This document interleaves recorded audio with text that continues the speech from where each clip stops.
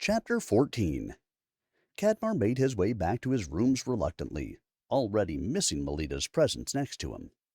He sat on his bed with a sigh, only to have the scent of her perfume tickle his nose.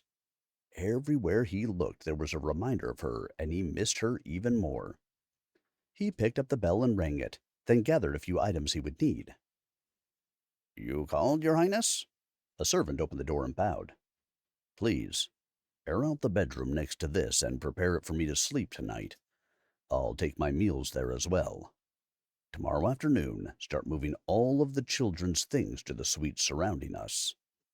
He smiled, thinking about how his family would be much closer to each other now. "What about Her Highness? Will she be taking her meals here?" "She's in the room she occupied before until tomorrow. Please make sure she has her meals. Do your best to keep any disturbances to a minimum." He strode out and towards the rooms he'd occupy for the night. He went over his instructions and prepared himself, though he doubted he'd be able to sleep without her by his side. In no time at all, he felt like he was floating and saw images unfolding before him. He heard a voice narrating what he saw and explaining all his questions. In one instance, Melita looked magnificent with a pair of orange wings, but he was a mortal she watched over.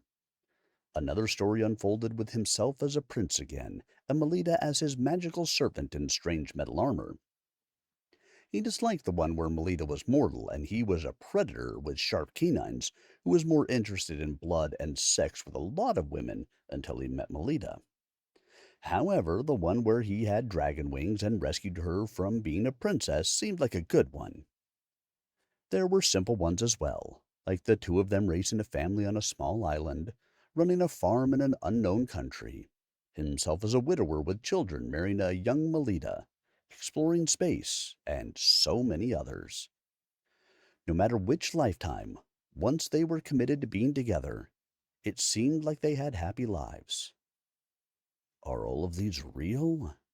He reached out a hand to a smiling Melita who was holding their newborn child. Is Melita seeing the same things I am? Some of these things happen at the same time in different dimensions, some at different times. Some will happen only if certain conditions are met, and some will not. Some might even become fiction rather than reality. The gentle voice of his guide played around him like a breeze. You are sharing these visions with Melita. She is beautiful no matter her form. Why does she suffer so much? Can I prevent that? That is her cross to bear and lesson to be learned. You will have moments like that as well, but you care more about hers. She cares more about yours. Indeed, each of you will through different trials, mostly separately, for different reasons, as do most beings.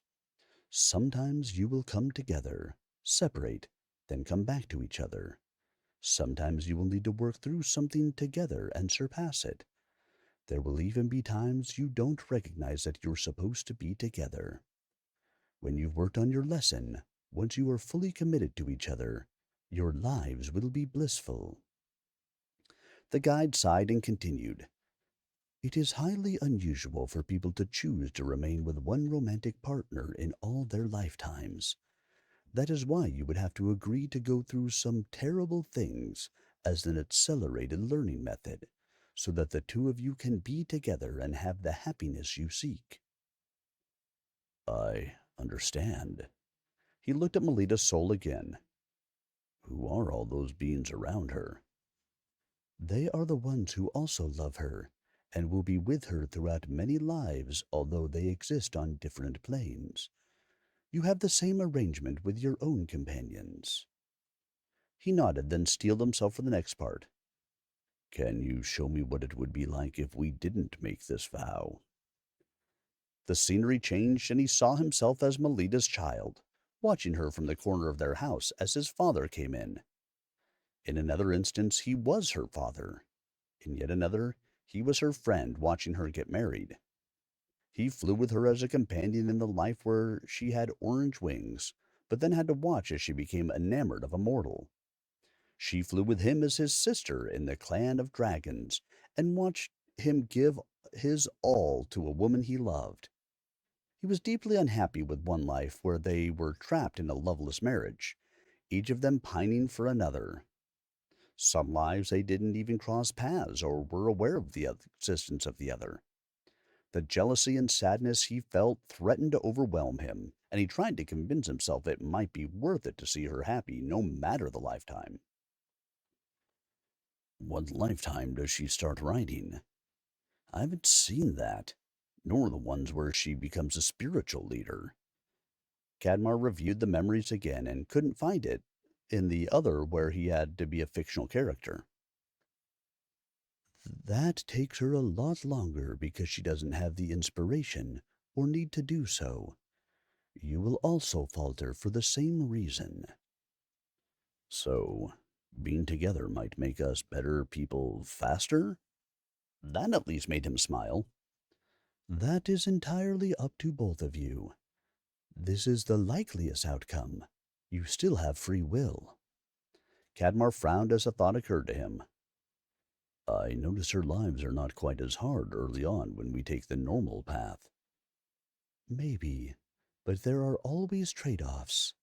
It's high risk, but also high rewards. Your lives are also not as hard when she's not your lover. He waved his hand in dismissal. That part doesn't bother me. Maybe you should look at just those portions again. The breeze danced around him and replayed the parts of his life that didn't include Melita, whether or not he was destined to be with her. I still think it's worth it for me, but I'm not sure I could live with myself if I made a decision that would cause her grief. His pain warred with the happy thought of being with Melita. That would be her choice, not yours. On the one hand, both of us will have a hard life, but on the other hand, once we're together, it will be blissful. He looked up to where he thought the being would be. Correct. His hands came up as if they were scales he could use to determine his choice. If we do not choose to be together, it will be more balanced, some lives being more or less difficult, and so on. Also correct. If it weren't for the fact that she would suffer, this would be easy. He buried his face in his hands, trying to weigh his options. As I said before, that is her choice. Do not make any decisions yet. For now, sleep.